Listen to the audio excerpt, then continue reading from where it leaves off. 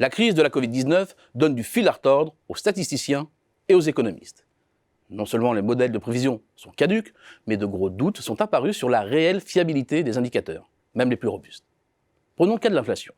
Pour mesurer la hausse des prix, l'INSEE suit l'évolution de l'indice des prix à la consommation. Un indice basé sur l'observation d'un panier fixe de biens et services, actualisé chaque année. En d'autres termes, la structure du panier est stable à court terme. L'alimentaire compte ainsi pour 16,1%, les produits manufacturés pour un peu moins de 25% et les services pour 49% environ. Le solde concerne l'énergie et le tabac. Pendant le confinement, cette structure a complètement volé en éclats du fait de la fermeture administrative et on est loin du retour à la normale avec des mesures sanitaires et des effets de sous-activité qui se prolongent. Difficultés supplémentaires aux modifications de la structure de la consommation s'ajoutent celles des lieux et modes d'achat. La mesure de l'inflation est donc faussée. Autre champ d'incertitude, l'évolution de la consommation des ménages.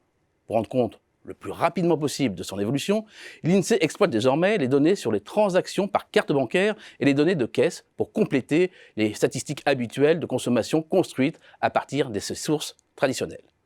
Sur cette base, la consommation serait revenue en août à 2 points seulement de son niveau normal, avec des écarts importants entre la consommation de biens, supérieure à son niveau d'avant-crise, et des services, toujours très en deçà. Le hic, c'est que toute modification de l'usage de la carte introduit un biais. Son recours plus intense, en raison des conditions sanitaires et du relèvement du plafond sans contact, fausse les vraies tendances.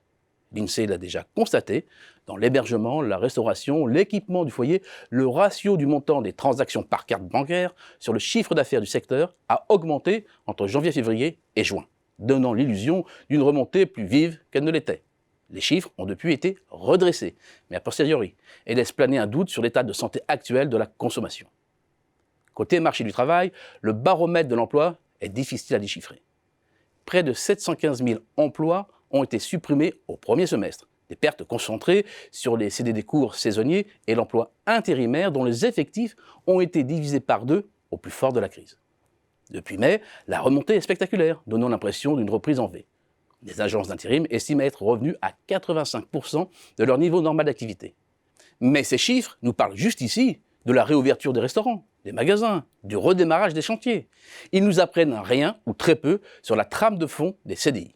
Une trame bien difficile à déterminer compte tenu des mesures provisoires prises pour sauvegarder l'emploi, notamment le chômage partiel. Et les chiffres du chômage ne sont d'aucune aide.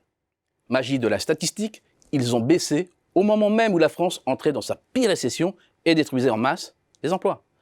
À 7,1%, il est à un niveau plancher depuis 1982. Et pour cause, il faut être en recherche active pour être considéré comme chômeur. Difficile en période de confinement. Et l'on risque d'être dans cette situation paradoxale, après un premier semestre marqué par le décrochage de l'emploi et une baisse du taux de chômage, suivra un rebond de la croissance, le maintien de l'emploi et une remontée violente du taux de chômage. Et puis, il y a la question du traitement de la fonction publique, qui représente en temps normal plus de 20% du PIB. Certes, les salaires ont bien été versés, mais qu'en est-il vraiment de la production réelle des administrations? En France, on a fait une estimation très approximative de la sous-activité. Mais dans beaucoup de pays, comme en Allemagne, on a fait comme si de rien n'était. Difficile de calculer, difficile de comparer, malgré une évidente perte d'activité. Et la liste des problèmes statistiques est bien trop longue pour tenter ici d'être exhaustif. C'est donc la grande pagaille dans l'appareil statistique. Difficile d'analyser, difficile de prévoir dans ces conditions. Les modèles économétriques volent en éclats.